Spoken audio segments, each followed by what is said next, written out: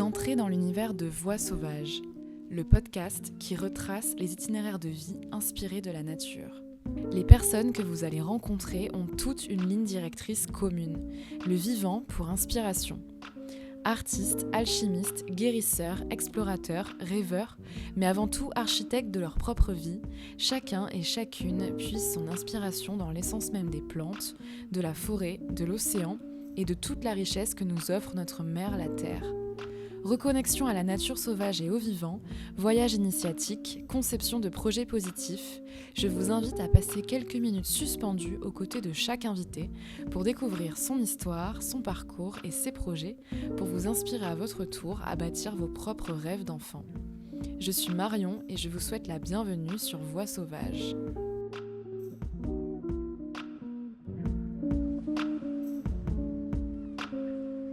Dans ce nouvel épisode, nous voyageons au cœur des Pyrénées, à Argelès-Gazost, pour découvrir l'Ariola, un domaine familial où s'épanouit la première plantation de thé artisanale et agroécologique de la région. Fondée en 2020 par Lucas Benmoura, agronome de formation et passionné de thé, l'Ariola est née d'une vision audacieuse, introduire la culture du thé au pied des montagnes pyrénéennes et plus largement participer au développement de la culture du thé à l'échelle européenne. Après des stages et des voyages initiatiques en Indonésie, au Laos, en Chine et au Népal, Lucas a rapporté avec lui un savoir-faire précieux qu'il a su adapter aux spécificités de nos Pyrénées. Aujourd'hui, l'Ariola produit des thés jaunes, blancs et noirs d'exception, fruit d'une démarche d'agroécologie et d'agroforesterie. Bienvenue dans ce nouvel épisode où la tradition rencontre l'innovation, l'audace et la passion d'un projet avant tout familial. Bonjour Lucas. Bonjour Marion. Comment tu vas ce matin ? Très bien, merci. Est-ce que tu peux nous dire où on se situe là actuellement ? On est à Argelès-Gazost, dans les Hautes-Pyrénées. On est précisément dans le grenier de la maison de famille, qui est aussi mon lieu de travail. Mais voilà, on démarre le podcast. Pour commencer, j'aimerais bien te demander quel genre d'enfant tu étais. J'étais un enfant curieux. Je pense que c'est peut-être le mot principal. Il y a des vieilles vidéos de moi où je suis toujours là. Pourquoi, machin, est-ce qu'on peut faire ça ? Et puis, j'étais assez introverti quand j'étais vraiment, vraiment jeune. Jusqu'au collège, où là je suis devenu très extraverti, hyper occupé, toujours à faire des choses avec plein de monde. Voilà. Et est-ce que déjà à cette époque-là, tu avais des rêves, des envies que tu voulais accomplir pour l'avenir ?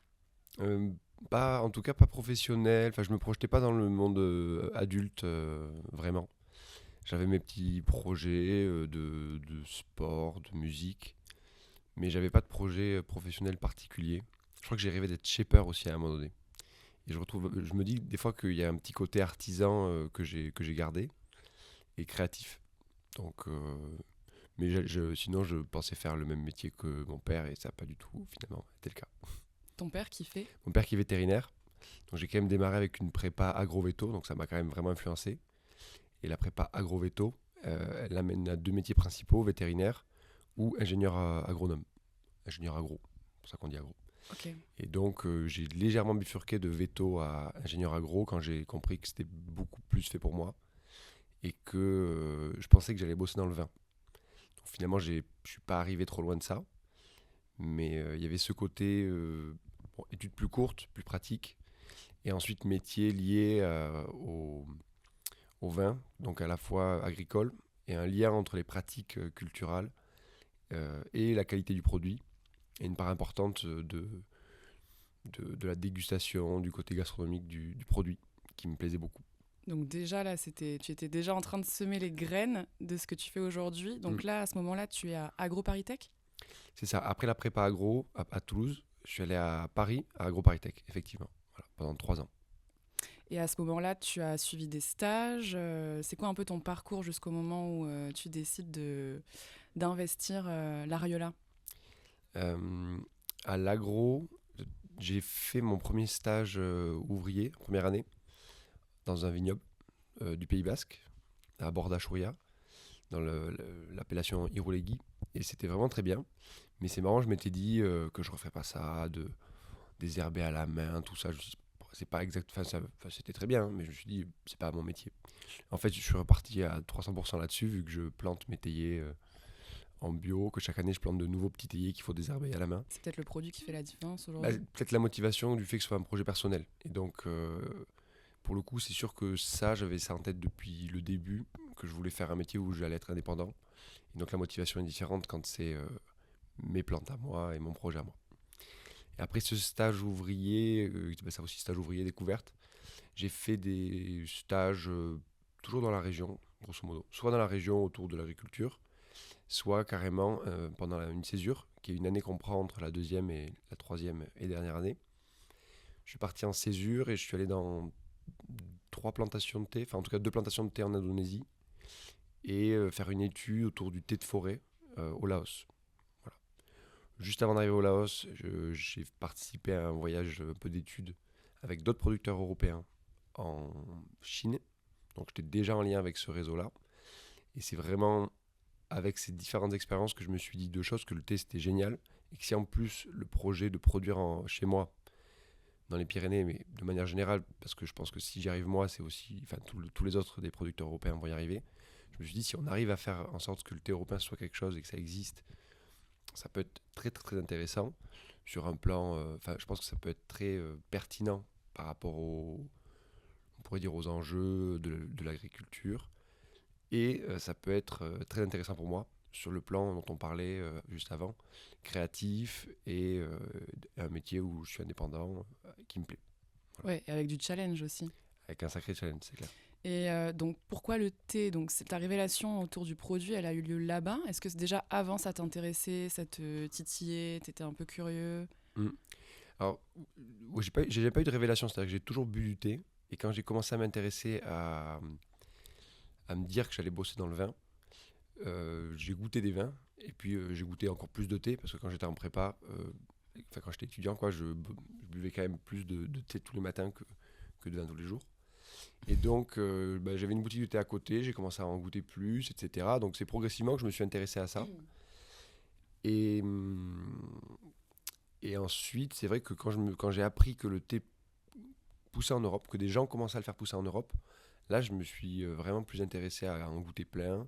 Et j'en ai goûté des très bons. Et c'est après, effectivement, pendant mon voyage, que vraiment j'ai goûté des thés hyper, hyper bons. Et je me suis dit, mais c'est vrai que enfin, j'ai goûté en Chine des thés qui n'arrivent pas jusqu'à nous.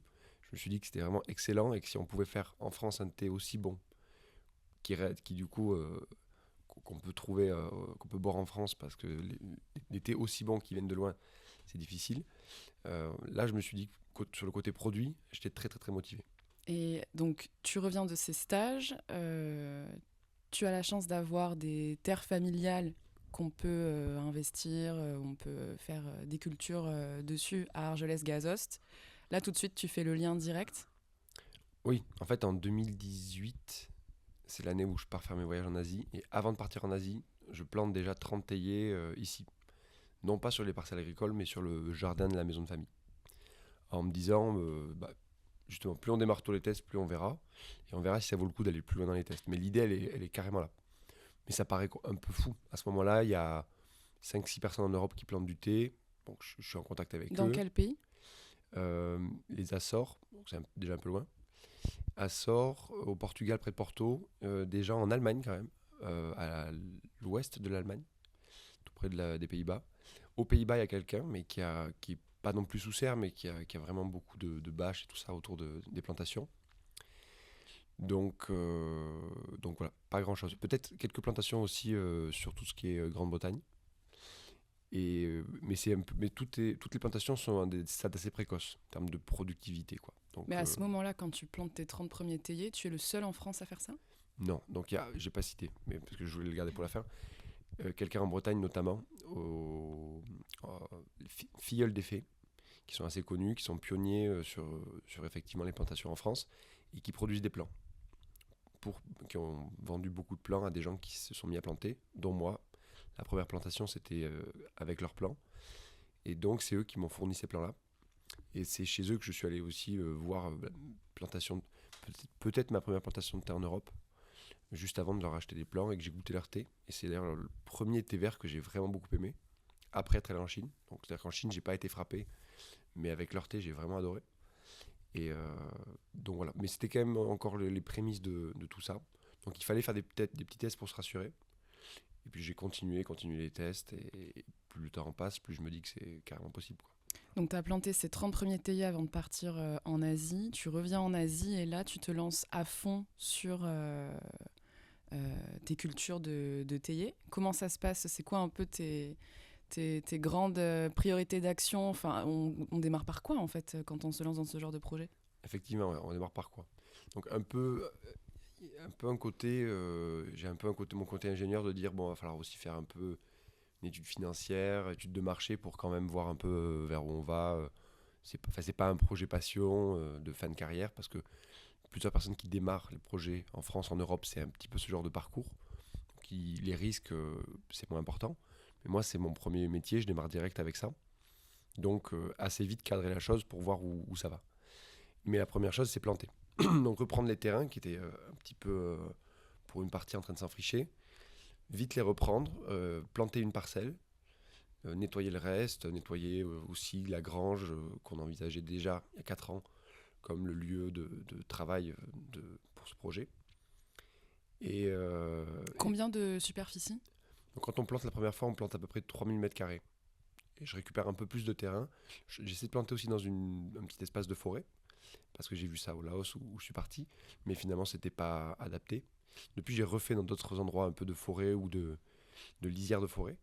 Donc voilà, on teste un petit peu les différentes idées, justement l'idée du thé de forêt, l'idée de plantation plus classique sur un espace qui était une prairie. Et en parallèle de ça, 6 mois après, je vais en Italie sur ce qui est la plus grosse plantation, je ne les ai pas cités, mais plus grosse plantation en Europe encore aujourd'hui potentiellement, c'est les Italiens, au niveau du lac Majeur. C'est une entreprise qui produit des camélias, donc le théier est un camélia. Et c'est une entreprise qui produit des camélias et d'autres plantes de sol acide depuis 2-3 générations, peut-être 2 générations.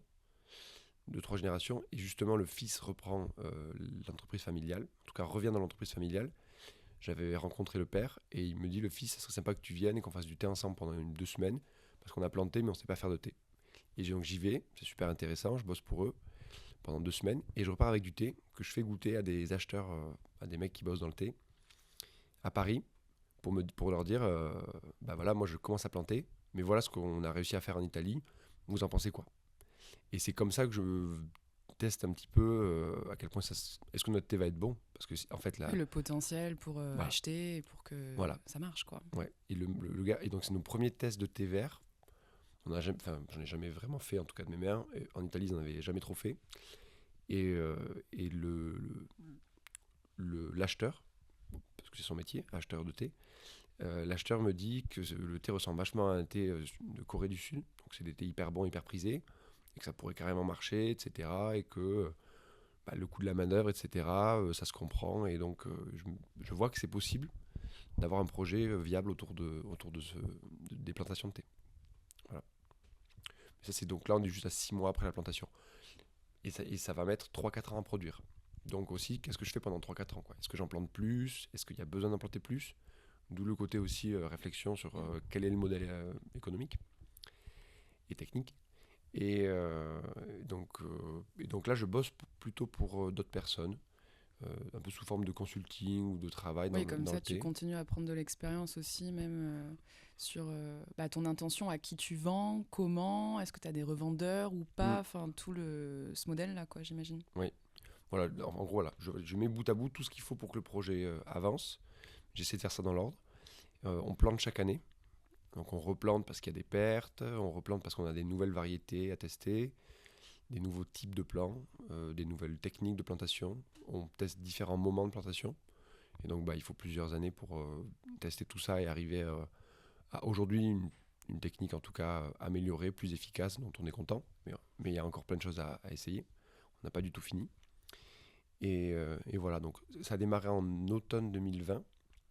Et les premières productions que je commence vraiment où j'ai quand même un peu de volume, je crois qu'en 2022, je fais 400 grammes, sachant que j'avais mis dans mes prévisionnels 40 kilos, donc c'est pas du tout ce qui s'est passé, mais voilà, il faut du temps pour que ça se mette en place.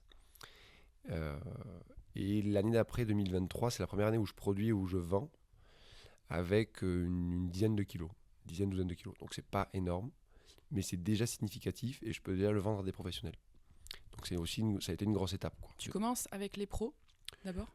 je commence avec les pros. Je fais un tout petit peu de marché aussi localement pour voir un peu la réception du thé localement, parce que ça reste un thé assez cher, qui est, mais moi, très qualitatif. Moi, je suis très content de ma qualité, sauf que tout le monde ne boit pas des thés chinois de qualité, des thés nature, même tout le monde ne sait pas trop consommer les thés nature.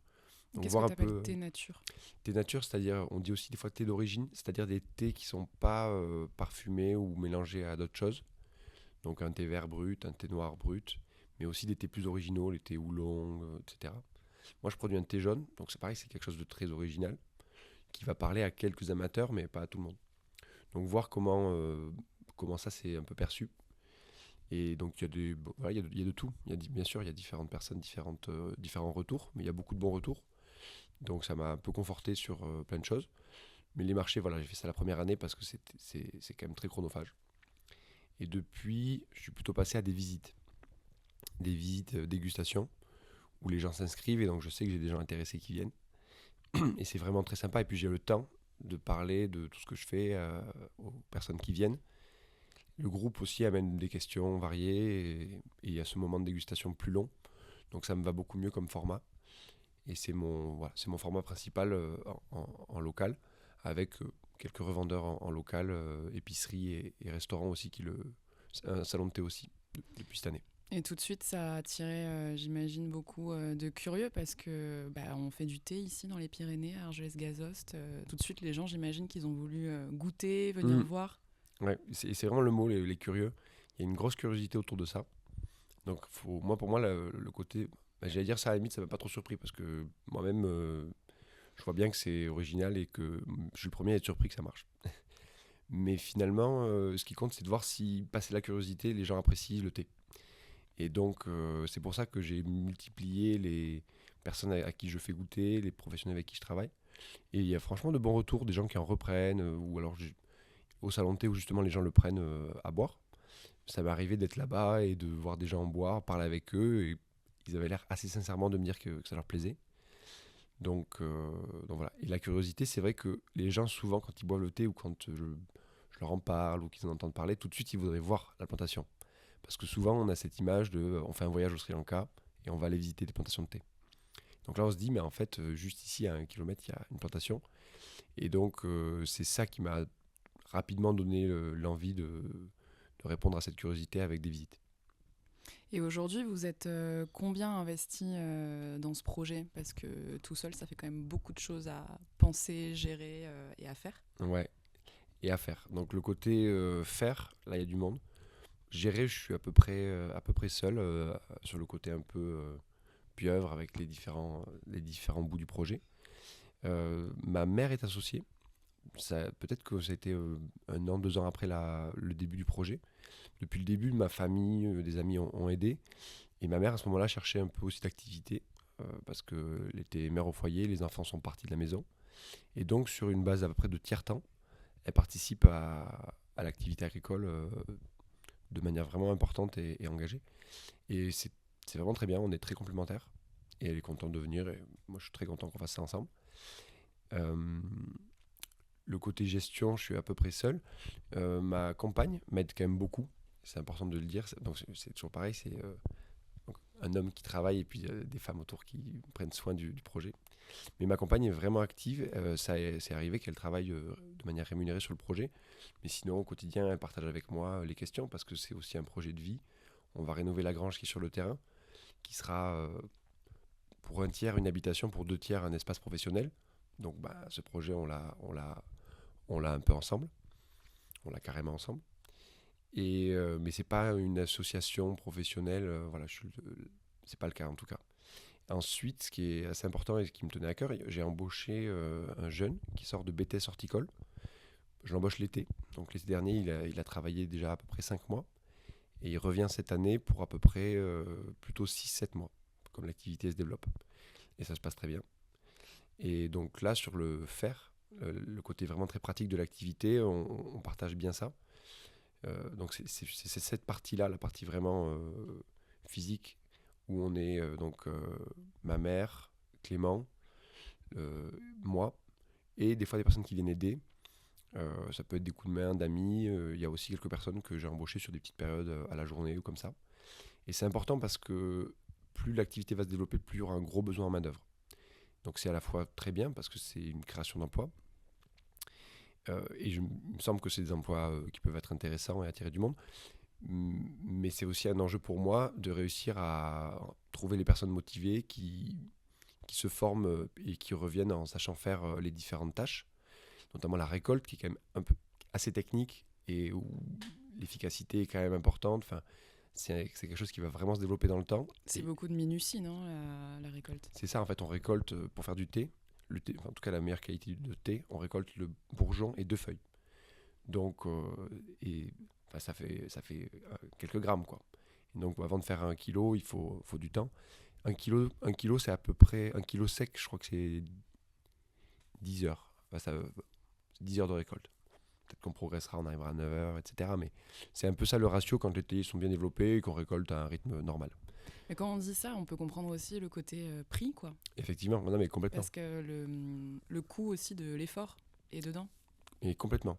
Et donc, pour, entre guillemets, justifier ce prix, ou on pourrait le dire différemment, pour justifier tout ce travail, il faut que le thé soit bon. Sinon, c'est pas la peine de mettre autant de travail pour produire un thé. Et il vaut mieux récolter à la machine. Les Japonais ont des machines qui marchent très bien, des sortes de taille-huées. D'ailleurs, ils font de l'assez bon thé avec ça, mais c'est tout à fait différent. Et donc, c'est pour ça qu'il fallait vite, même avant même de vendre, faire goûter le thé blanc que j'ai fait avec un bourgeon de feuilles, le faire goûter à des professionnels pour voir ce que ça valait, quoi. Et ça, c'est plutôt très rassurant. Et il y a un critère assez objectif qui parle à tout le monde sur la qualité, c'est que ce thé, on peut l'infuser 5-6 fois. C'est-à-dire qu'il y a vraiment beaucoup de matière. Et à chaque fois, ça va être très bon. Et en plus, le parfum est assez, quand même, assez original, un trait blanc très frais.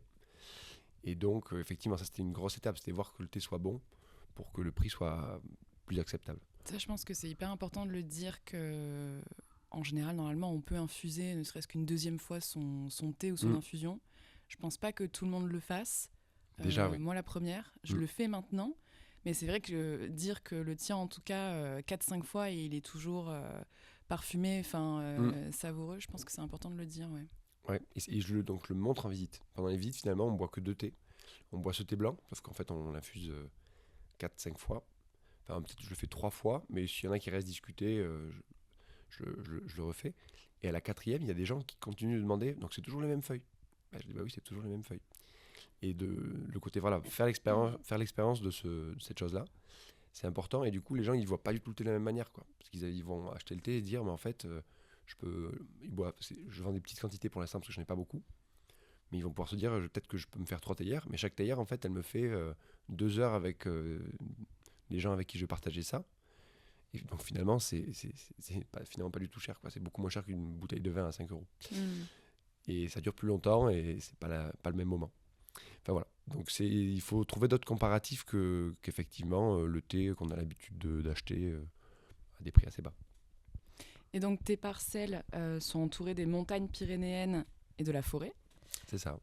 En quoi la nature influence ton rythme de vie à l'Ariola, puisque tu vis sur place, donc? C'est ça. Donc là, j'habite actuellement juste à côté, pas encore sur la grange sur place. Quand il pleut, effectivement, on fait l'administratif. Pas tout le temps, des fois on est obligé d'aller bosser quand même. Quand il y a les saisons, beaucoup. C'est-à-dire que je prévois vachement ce que je vais faire. Puis plus le temps passe, plus j'essaie de m'organiser en fonction des saisons. De me dire, il faut absolument que j'ai fait ça pendant l'hiver. Parce qu'après, il y a le printemps, je peux rien faire d'autre que m'occuper vraiment de la production et de l'entretien du terrain. Il y a les plantations qui tombent principalement fin avril. Donc tout est en rétro-planning, tout est à rebours de dates comme ça, butoirs. Donc l'avancement des saisons, c'est le facteur principal. Et bien sûr la météo, quoi. L'été, s'il fait très très chaud, on travaille tôt le matin, puis en soirée, quoi. Donc c'est quelque chose de simple, mais très structurant effectivement dans mon agenda. Et justement, on le voyait hier, puisque tu nous as fait un peu visiter le terrain. Le théier, c'est une plante qui s'adapte très bien aux changements de saison et aussi aux aléas du changement climatique. Ouais. C'est finalement une plante plus rustique que peut-être ce qu'on aurait dit en se disant c'est une plante tropicale, donc une météo hyper régulière, etc., c'est mieux. Et finalement, les périodes très sèches qu'on a eues, donc 2022, ça a été l'année la plus sèche depuis 40 ans. Les théiers qui étaient plantés l'année d'avant sont tous très bien. Et ce qu'on a planté en juillet, ce qui est un peu tard pour planter, mais je m'étais foulé une cheville. Donc bon, ça a décalé un peu de plantation. On a planté en juillet 2022, donc au cœur de la sécheresse, pas non plus historique, mais hyper importante. Et tous les théiers ont repris. Donc ça a été un gros moment où je me suis dit, mais en fait, la plante est carrément résistante. Et ça, c'est plutôt le côté été, sécheresse. Et ensuite, il y a le côté hiver, où on se disait, bien sûr, planter dans les Pyrénées, ici, chaque hiver, il peut neiger, même à l'altitude moyenne à laquelle on est. On n'est pas non plus très haut, on est à 550 mètres d'altitude, vraiment à l'entrée des montagnes. L'hiver, finalement, n'est pas trop un souci. Ça peut arriver voilà, qu'il y ait quelques plantations qui, le premier hiver, vont un peu souffrir. Mais c'est vraiment hyper minoritaire par rapport au stress du... Tu les laisses telles quelles, tu les couvres pas, ni Non, rien? rien du tout. Non, rien du tout. Donc finalement, voilà, c'est pour ça qu'il fallait démarrer tôt, de planter. L'expérience montre que finalement, il n'y a pas de souci sur, y a pas de souci sur le côté météo. Il peut y avoir des petits soucis avec des gels tardifs. C'est-à-dire que la plante commence à pousser début avril, même fin mars, peut-être même au 15 mars. Et s'il y a des gros gels, passé cette date-là, et il y en a, on n'a pas passé les 5 glaces, là, les bourgeons peuvent être endommagés. Mais c'est moins risqué que des productions fruitières, comme les arbres fruitiers et la vigne. On en parle souvent du gel de la vigne, parce qu'on ne perd pas toute la récolte. On perd un bourgeon de feuilles, mais il y a d'autres feuilles qui redémarrent. Donc on est moins sensible quand même à ça que des fruitiers. Et changement climatique, on verra avec le temps, parce qu'on est quand même sur un recul encore court. Mais il y a eu cette année particulièrement sèche, pas de souci. Et après, les théiers adorent la pluie. Donc il y a aussi des épisodes très très très pluvieux. J'ai des terrains qui sont drainants, donc ça c'est une chance. Et le théier, justement, c'est une plante qui aime les conditions tropicales où il pleut beaucoup, beaucoup d'humidité.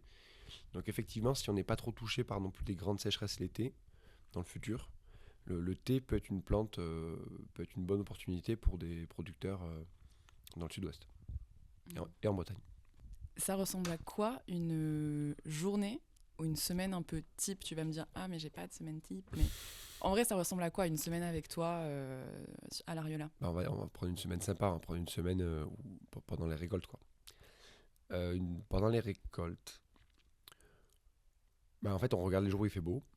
Les jours où il fait pas très beau, on va plutôt désherber, entretenir.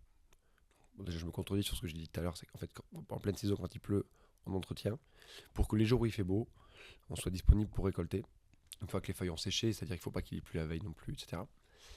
Et on essaie de faire les récoltes de la manière la plus condensée possible, parce qu'en fait, en fonction du moment où on récolte et des conditions dans le séchoir, etc., l'été va être un peu différent. Donc pour avoir des lots les plus homogènes possibles, puisqu'on fait un séchage non contrôlé, quoi. C'est pas un séchoir avec tous les paramètres maîtrisés. Le mieux, c'est d'avoir une grosse récolte qu'on rentre dans le séchoir et qui sera homogène à la fin. Donc, on regarde la météo, on essaie de se débrouiller pour que les gens qui sont là soient disponibles et que s'il y a des gens qui doivent venir aider, on les prévient à l'avance. Et on fait souvent un jour de récolte, 2 jours de récolte. Et tout le thé après, il est en haut, il sèche. Donc là, on va repartir sur d'autres tâches sur le terrain, surtout si le séchoir est plein. Et voilà, une fois que cette période-là est faite, effectivement, je vais me remettre sur autre chose. Je vais me remettre à faire peut-être de l'administratif. Moi, j'ai beaucoup d'administratif autour du projet de rénovation de la grange depuis un moment. C'est une part importante. Et ensuite, on entretient. Peut-être que tu peux avoir une visite aussi à ce moment-là. Alors, si on est au cœur de l'été, effectivement, il y a les visites. Donc, ça veut dire que le thé qui est déjà un peu sec, une fois qu'il est sec, on va bien le peser, le goûter, le ranger dans le stockage. Et de temps en temps, décider que tel lot va être pour les pros, tel lot va être pour les particuliers. Et on le met en sachet. On le met en sachet pour que ce soit prêt pour la visite. On nettoie les tasses de la visite d'avant, enfin si c'est pas déjà fait. Et on prépare le sac pour la visite d'après. Parce que du coup, j'ai pas de local sur place. On a fait un bar en bois, on a tiré l'électricité, donc je peux amener ma bouilloire, mais je ramène tout à chaque fois.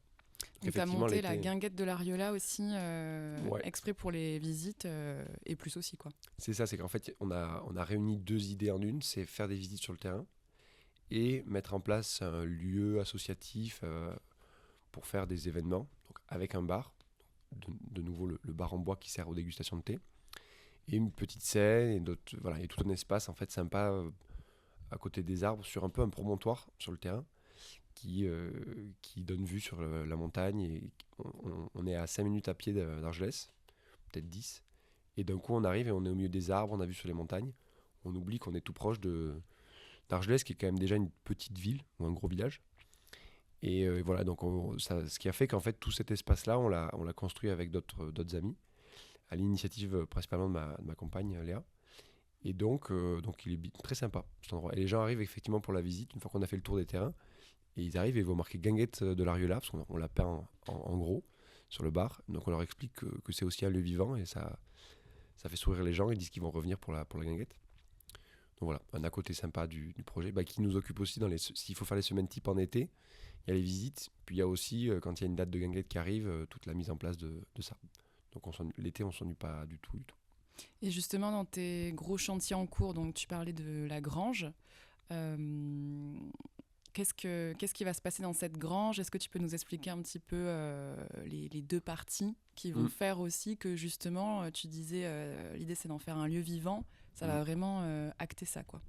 Effectivement. Donc, déjà, la première vie qui va prendre place sur le terrain, c'est la mienne. Je vais vraiment habiter là-bas avec Léa.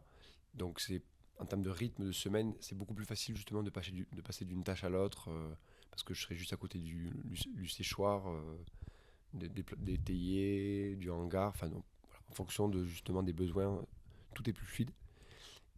Ensuite, voilà, donc en fait, c'est une grange qui fait, pour que peut-être tu puisses te le visualiser, qui fait 130 mètres carrés, 2 étages, une grange en pierre avec un vieux toit en ardoise. Donc, actuellement, le toit là, on l'a démoli.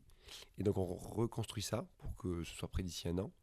Le but, c'est d'avoir l'habitation sur à peu près un gros tiers. Et ensuite, le reste, ce sera à la fois un bureau, je commence par le plus petit, mais un bureau, une zone de stockage. Comme je disais, le thé, en fait, on produit, au fur et à mesure, on stocke, et puis on va goûter, ça va évoluer. Par exemple, le thé noir, il faut le goûter, en fait, au moins 3 mois après, le temps qu'il s'affine. Donc, un stockage bien organisé. Une zone qui va être mixte, donc à la fois d'accueil pour les visites, pour les formations. Il y a une demande en formation assez importante, et ça me plaira bien de le faire. De travail, c'est-à-dire que quand il faut mettre en sachet, goûter, il faut un espace pour ça. Et enfin, le plus important, un grand séchoir qui sera tout à l'étage de la partie professionnelle, sous le toit, et qui sera principalement naturellement ventilé. Donc, un séchoir qu'on veut à peu près, un séchage qu'on veut le plus naturel possible, et pour faire le thé blanc. Et voilà. Et tout cet espace professionnel, quand c'est pas la saison du thé, on a un usage vraiment moindre de cet espace-là. Et donc le séchoir, en fait, l'idée c'est qu'on pourra démonter les racks de séchage. Et ça fait on a 60 mètres carrés en fait sous toit on peut faire ce qu'on veut. Donc pourquoi pas faire de l'accueil, on déplie des lits, et on peut organiser soit juste louer cet espace à des gens. Mais il peut y avoir toujours un lien entre les gens qui viennent, le thé. On est dans une vallée assez active, donc il y a des résidences d'écrivains, il y a des résidences d'artistes. Donc voilà, après les idées, on en a plein. À minima, déjà, on aura le lieu pour le faire, et on a vraiment plein d'idées pour que ce soit vivant. Et question aussi par rapport à la qualité de ton thé sur le côté bio et naturel. Aujourd'hui, alors évidemment, on l'a pas vraiment précisé au début, mais on est sur des sols qui sont en très bonne santé, voilà. Mais est-ce que tu recherches cette labellisation? Enfin, c'est quoi ton rapport à ça? Alors déjà, oui, les sols sont très bons, enfin très bons. Il n'y a pas de pollution, c'est des sols de prairie, donc c'est des sols très riches, très vivants, où il y avait de l'élevage, donc ça a participé à avoir des sols vivants. La labellisation bio, effectivement, moi je suis en cours de certification. Je n'ai pas commencé par ça pour pas me mettre tout de suite cette entre guillemets contrainte administrative, qui est finalement pas énorme.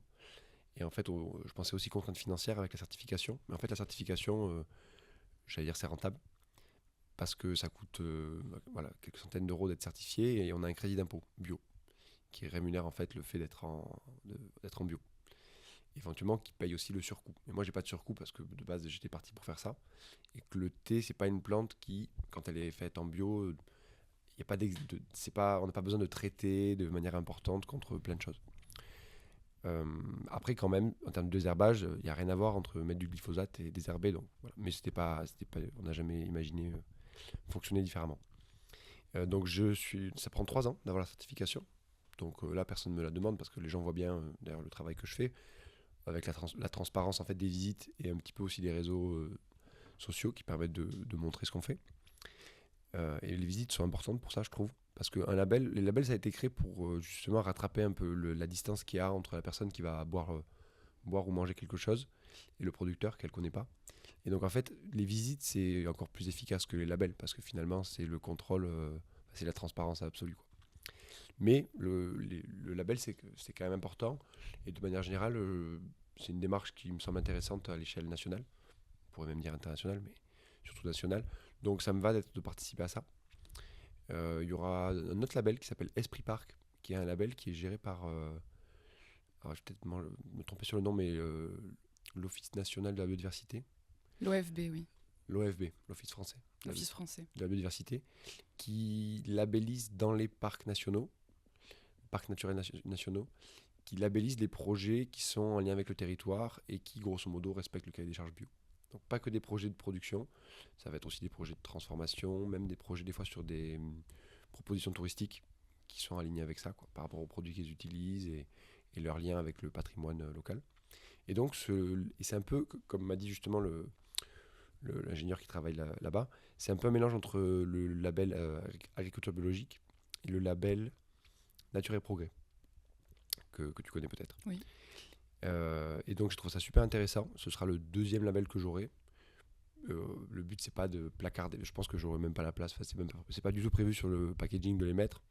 Donc on verra. Mais voilà. Non, mais ne serait-ce que sur ton site en fait. Sur le site, par rapport aux professionnels, sur tout ce qui est dès qu'il y a une plaquette explicative, etc. C'est quand même des garanties. Ça veut dire qu'il y a des gens professionnels qui viennent vérifier si effectivement ce que je fais convient. C'est pas juste ma parole donnée. Donc c'est des démarches que j'ai commencées et qui me parlent. Qu'est-ce que toi, ça t'apporte personnellement ce projet dans ta vie au quotidien ? Au quotidien. Ça m'aide à me réveiller le matin, carrément. Non, c'est un plaisir, franchement, c'est un plaisir de voir les choses avancer. Ça fait travailler la patience et la motivation quand même, mais c'est vraiment un plaisir. Quand on est vraiment au cœur du travail, c'est-à-dire, je vais inclure dedans tout ce qui est vraiment travail de terrain, la récolte, transformer le thé, ça c'est vraiment super. Goûter les thés qu'on produit, là il y a un côté réalisation c'est quand même l'aboutissement, voilà, l'aboutissement du travail, qui est super plaisant. Mais une autre forme d'aboutissement, c'est aussi faire goûter ce thé-là à des professionnels ou à des gens en tout cas finalement en fait même les gens qui découvrent, de voir que ça leur parle, c'est aussi un aboutissement parce qu'on fait quand même du thé pour que des gens le boivent. Tout ça me plaît beaucoup. Ça m'importe aussi pas mal sur le côté rencontre, justement. J'allais dire, toi, tu fais des podcasts pour rencontrer les gens. Ben, moi, je fais du thé et ça me fait rencontrer des gens qui en général, sont tous sympas. Je vais tirer des grands traits, mais peut-être que ceux qui boivent du thé sont plus détentes que ceux qui boivent du café. Non, je rigole, mais en tout cas, je rencontre beaucoup de gens sympas. Et les professionnels, en tout cas, sont souvent assez passionnés. Et voilà, c'est l'occasion de parler de ce que je fais, de parler d'agriculture, par rapport à ton podcast aussi, parler de finalement nature ou d'une certaine idée de la nature à des gens qui viennent visiter. Donc toute la partie humaine aussi du projet me plaît beaucoup. Finalement aussi les gens qui viennent filer un coup de main, les amis qui viennent aider, c'est quand même pas anecdotique sur le projet. Les woofings que j'ai organisés, donc j'en organise beaucoup moins là maintenant, mais au début j'ai fait des woofings. Cette année par exemple, la 2024, j'en ai fait que un. Mais c'était un plaisir, quoi. Il y a 4-5 personnes qui sont venues, chacun avait un peu des projets agricoles ou de plus ou moins loin.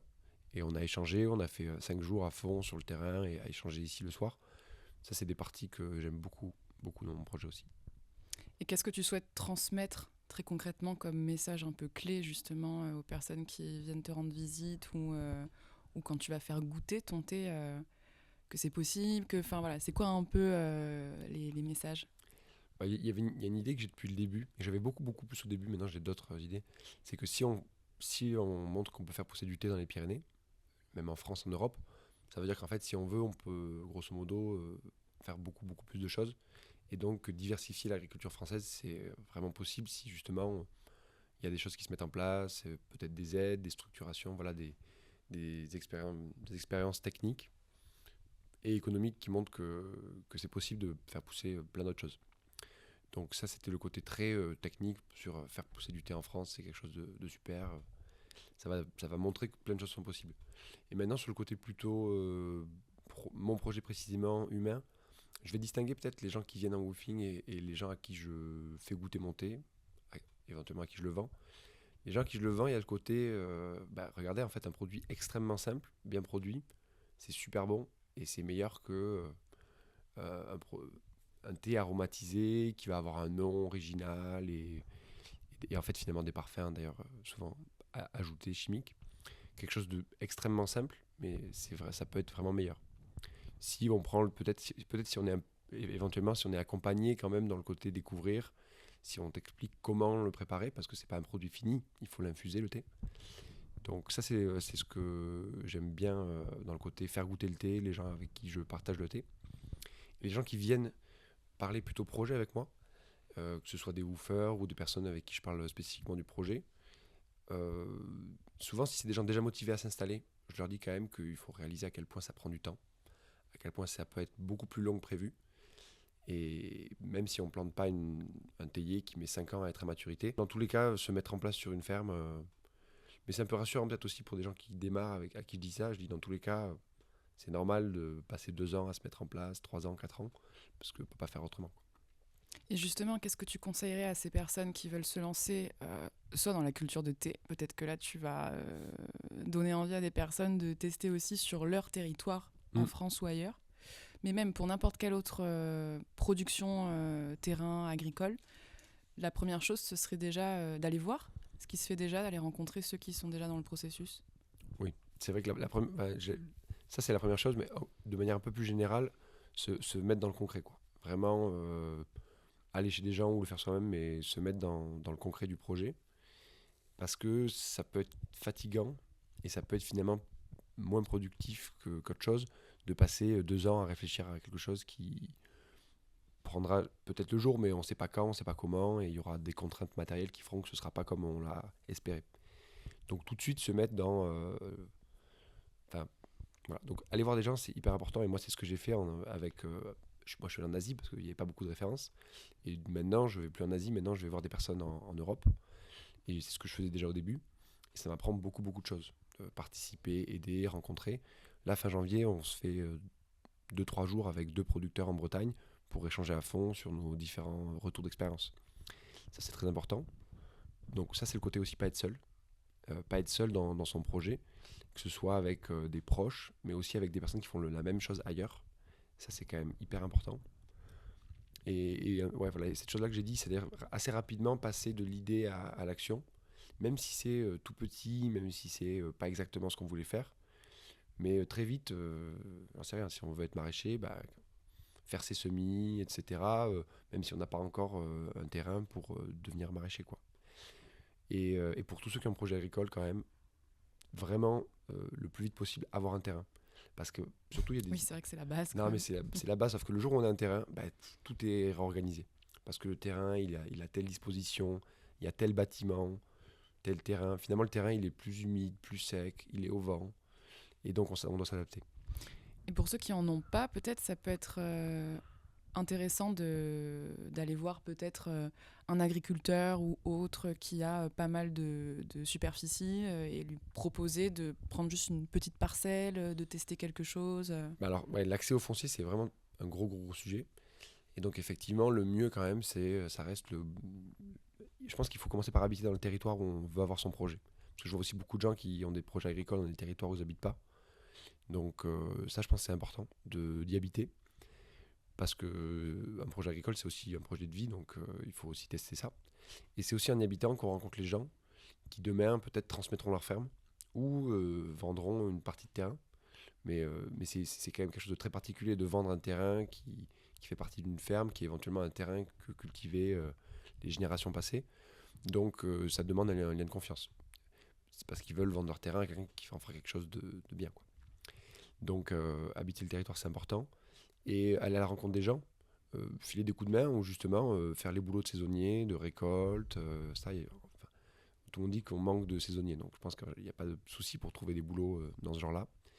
Et c'est l'occasion de se tester soi-même, de voir ce qui est fait dans les différentes fermes. Donc voilà, le plus possible, être le plus proche possible du projet espéré, que ce soit en termes d'habiter quelque part, réaliser les actions qui vont être celles du métier et trouver le terrain. Trouver le terrain, surtout je vois pas mal de personnes qui ont des projets collectifs, ça a, je pense, beaucoup d'intérêt, mais souvent du coup c'est des projets un peu ambitieux où il faut avoir des espaces plus importants, peut-être plus de terrain, des bâtiments. Et souvent il y a beaucoup de concertation avant de se lancer, c'est important, mais il faut très vite à mon avis passer à l'étape avoir un lieu précis, et le projet découlera beaucoup du lieu. Donc bien sûr du groupe aussi, mais donc il faut soigner le groupe, voir si on a la même vision avant, mais commencer à faire des plannings, à réfléchir comment les semaines vont se passer. Peut-être qu'il ne faut pas s'épuiser sur cette étape-là.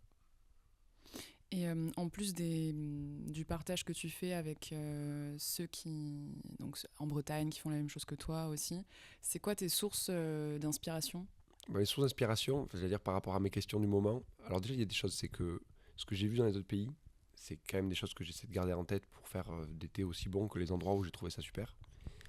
Et ensuite, mes sources d'inspiration actuellement, vu que je retape une grange, je vais voir des gens qui retapent des granges pour m'inspirer de ça, pour voir comment faire ça bien, parce que c'est une étape tellement importante de mon projet, que ce soit d'un point de vue matériel, financier, finalement c'est la chose la plus impactante de mon projet depuis le début, donc j'essaie de faire ça aussi bien que je fais de l'agriculture.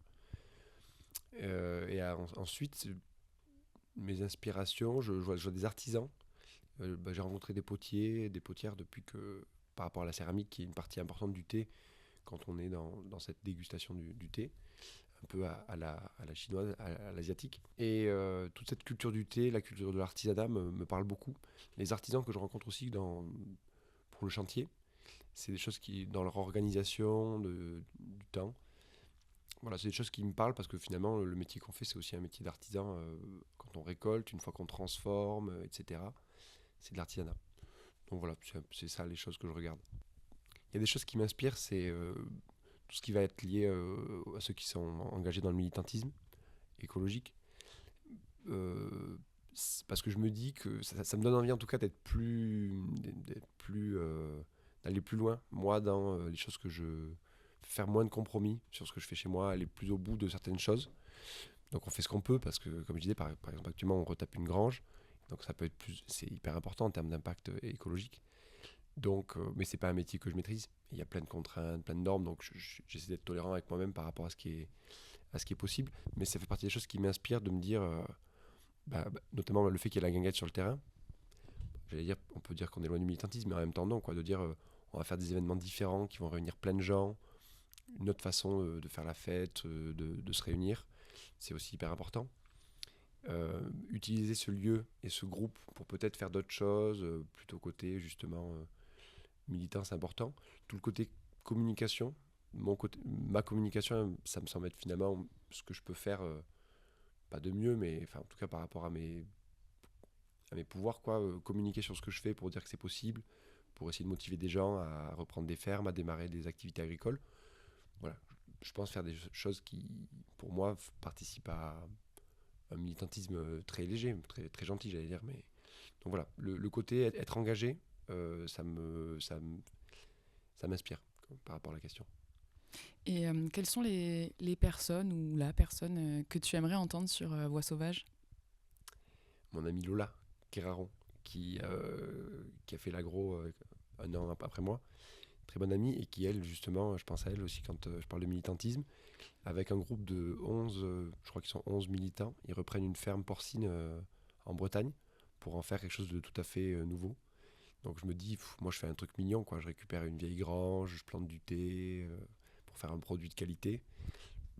Eux, ils s'engagent sur reprendre une ferme porcine avec des bâtiments d'élevage pour en faire quelque chose de neuf, quoi, et de sain. Et voilà, par ailleurs, elle a plein d'autres engagements, et notamment dans la revue Silence, qui est une revue Je crois que c'est un mélange entre une revue scientifique et très engagée sur l'écologie. Donc voilà, je t'invite à aller voir Lola. Génial, je regarderai ça. Qu'est-ce qui te fait te sentir libre ? De décider de mon agenda.